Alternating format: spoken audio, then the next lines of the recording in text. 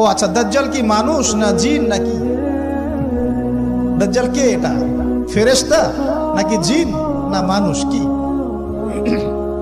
এটাও একটা প্রশ্নের বিষয়। কিভাবে দেখুন, আল্লাহর নবী সাল্লাল্লাহু আলাইহি ওয়াসাল্লাম বলছেন, নূহ আলাইহিস সালামের সময়ও নূহ আলাইহিস সালাম তার কওমকে দাজ্জাল সম্পর্কে সতর্ক করেছেন। তার মানে পৃথিবীর সূচনা থেকে সে পৃথিবীতে ছিল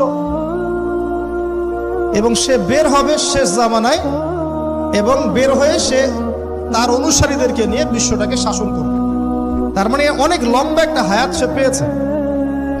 কোন জাতি এত লম্বা হায়াত পায় বলেন তো?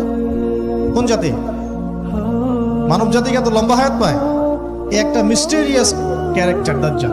সে কি? তারপরে দেখুন, নবী সাল্লাল্লাহু আলাইহি ওয়াসাল্লাম একটা হাদিসের মধ্যে বলেছেন যে তাকে ওই তামিম দারির ওই দ্বীপে বন্দী করে রাখা হয়েছে। আপনারা হাদিসটা জানেন?